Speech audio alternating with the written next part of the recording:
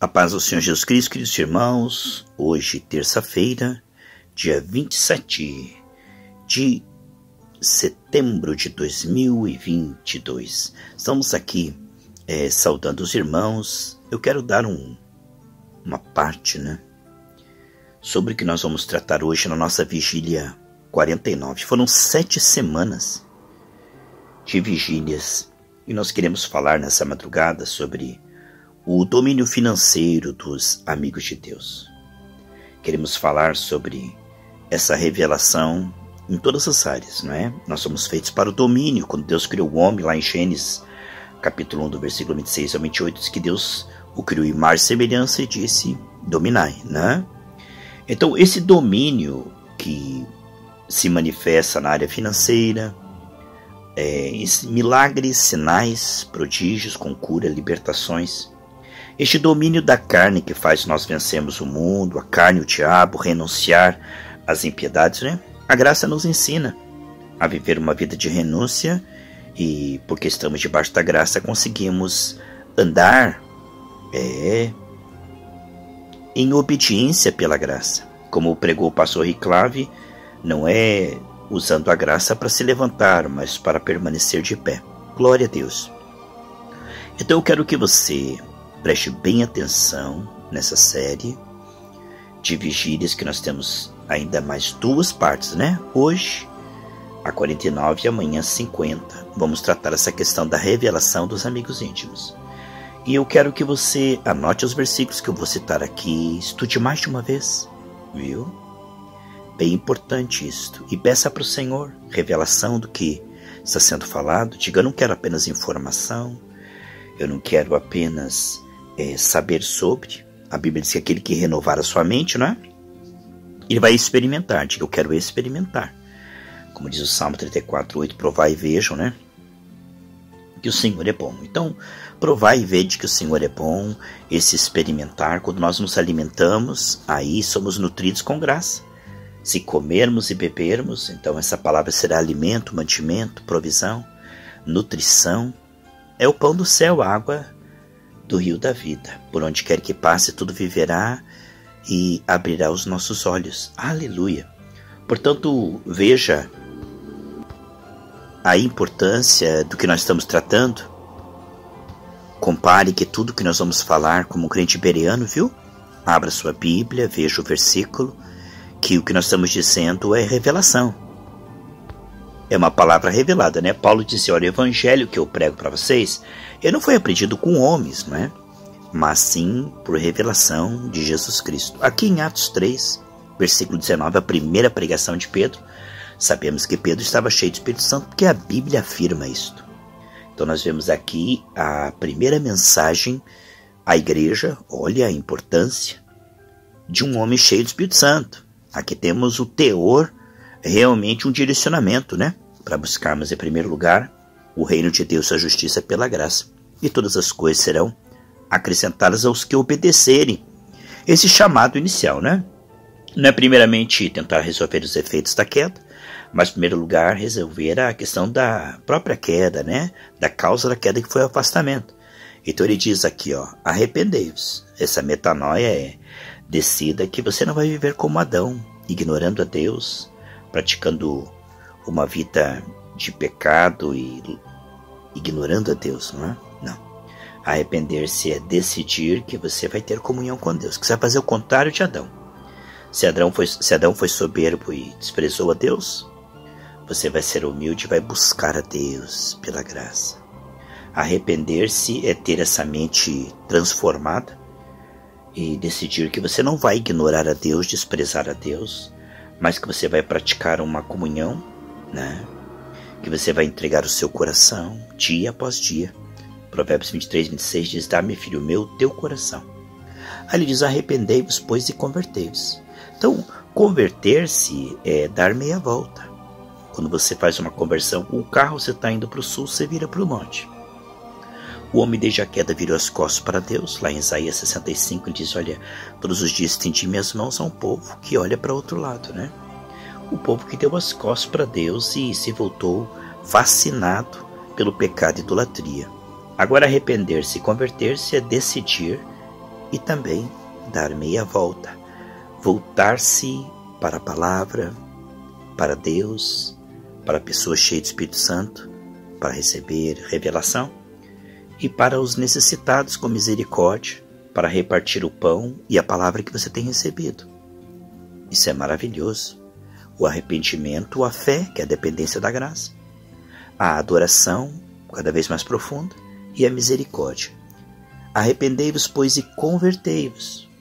Olha, um chamado a dar meia volta, andar com Deus, como Enoque andou com Deus, para que sejam apagados os vossos pecados, porque desde a queda o homem estava morto em seu pecado, viciado no pecado, escravo do pecado. E quando o homem crê que Jesus Cristo morreu na cruz, derramou seu sangue para nos salvar, ouve esse evangelho, né? Como diz Hebreus 4:2, e mistura com fé. Aí ele é terra boa, hein? Então, essa pessoa que responde ao arrependei-vos, pois, e convertei-vos, para que sejam apagados os vossos pecados, e venha assim o tempo do refrigério pela presença do Senhor. Então, esse é o Espírito Santo que é dado aos que obedecem. A primeira obediência não é uma mudança de comportamento, mas uma mudança de atitude e posicionamento. A primeira obediência, quando ele fala arrependei-vos e convertei-vos, é em direção a Deus. Não é uma obediência em direção à tarefa, à obra, como Marta, não. A primeira obediência é cair de joelhos diante do Senhor, dizer: Senhor, perdoa-me, eu reconheço meu pecado, te recebo como meu único e suficiente Salvador. Eu dependo de ti mais que o ar que eu respiro, mais que a batida do meu coração. Então, esse arrepender-se e converter-se é o começo de um relacionamento. Agora, pela graça, pela palavra, pela oração, pela comunhão com Deus, com o cabeça, né? E com o corpo. Aí vamos ver. A Bíblia diz, lá em João 15:14, vocês serão meus amigos se fizerem o que eu mando. Então, quando você ouve e quer obedecer, o Espírito Santo é dado aos obedientes. O Espírito Santo não será dado aos desobedientes. Aqueles que ouvem e não querem praticar, é como um livro selado, é só informação. Coração duro, a palavra não penetra e não germina. Mas o coração quebrantado, ele ouve e diz: eu quero praticar. Lá em João 7,17 diz que se alguém ouvir e quiser praticar, conhecerá essa doutrina como de Deus. Você está vendo? A terra boa, que absorve a semente, e logo depois começa a se limpar, né? Tirando os espinhos, as raposinhas, as pedrinhas. Começa a se arrepender e limpar o coração. Bem-aventurados os limpos de coração, porque verão a Deus. Isso está lá em Mateus capítulo 5, versículo 8, né? E ver a Deus, 1 João 4,18, é ver o quanto somos preciosos para Ele em Cristo. Debaixo do sangue de Jesus somos amados, alvos da sua misericórdia. Aqueles que permanecem humildemente, em temor humilde debaixo do sangue, Romanos 11:22, não é? São alvos da misericórdia e da graça de Deus. Portanto, se alguém ouvir e quiser fazer, essa é a obediência. Quando alguém ouve e não quer praticar, ouve de má vontade, de mau grado, as aves do céu vão e levam aquela semente. A pessoa logo esquece, logo volta para o mundanismo e ignora o evangelho. Não agarra, não adere, não apreende, como disse a missionária Selma. Agora, quando você realmente recebe a palavra com mansidão, Tiago 21, com humildade, com o desejo de praticar, será te dado o espírito da obediência. O espírito que Deus dá àqueles que obedecem. Obedece o chamado do arrependimento e conversão, né? Buscar em primeiro lugar o reino de Deus e sua justiça. Quando a pessoa decide voltar a ser amigo de Deus, coisa tremenda, né, meus irmãos? Começam o quê? Salmo 25:14, os segredos do Senhor são para os seus amigos íntimos. Quando eu tomo o posicionamento de amigo íntimo, eu começo a entrar na dimensão das revelações dos amigos íntimos. Eu saio da dimensão de rebelde em Adão, então eu honro a Deus. O que acontece é que eu me reposiciono. Quando Deus criou o homem, a Bíblia diz que Deus os abençoou. Se você for ver a palavra ali, Deus os ajoelhou. Deus colocou na posição humilde, temente, acessível, atento, amigo. Mas você está vendo? De joelhos, com os olhos voltados para o Senhor, dependentes da graça, acessível, né? Completamente atentos. Oh, glória a Deus. Essa é a palavra abençoou no hebraico. Então, quando eu me humilho, lá em 1 Samuel capítulo 2, diz que Deus honra aos que o honram. Deus pega o homem do pó e o faz assentar com os príncipes nessa terra. O homem desde a queda está num trono do pecado, da soberba, né? O engano do pecado, o prazer enganoso do pecado, que leva à morte, e obras vergonhosas para o juízo final. E o homem está num trono enganoso, achando que é grande, que é religioso, que é bom. Aí quando ele ouve o evangelho genuíno, ele fala: eu não sou bom, eu vou para o pó. Eu reconheço, Deus, que sou um pecador e que preciso de novo nascimento. Aí a partir dali, tudo se fez novo. 2 Coríntios 5, 17 e 21 diz que nós somos nova criatura. Você era um pecador, até você reconhecer que é um pecador e receber Jesus. No momento que você recebe Jesus, você passa a ser santo. Paulo escreve as cartas e não chama os pecadores da Galácia, os pecadores de Efésios. Não. Quando você recebe Jesus, a tua natureza é mudada. 2 Pedro capítulo 1, versículo 4, diz que nós recebemos uma natureza divina e passamos a ser santos em Cristo. Não que o nosso desempenho seja perfeito, ele vai ser aperfeiçoado. Mas Deus chama de santos, dizem Hebreus, aqueles que ele está santificando, né? Então, debaixo do sangue de Jesus, nós recebemos o status em Cristo. E o corpo de Cristo é tão santo quanto a cabeça. Então, 1/3 nosso espírito é retirado das trevas, do lamaçal do pecado, e é assentado nas regiões celestes, Efésios 2,6. Portanto, se a raiz é santa, os ramos também são santos. O corpo e o cabeça. Jesus nos fez santos nele. Ele é a nossa justiça. Então começa um processo de santificação na alma, porque o nosso espírito é tão santo como o Espírito Santo, é um com o Espírito Santo. Isso está em 1 Coríntios 6, 17, 1 João 4, 17. Agora Deus vai santificar a nossa alma, nossa mente, emoções e vontade, vai nos destravar para querer e efetuar. Filipenses 2, 12 e 13, um novo querer no efetuar.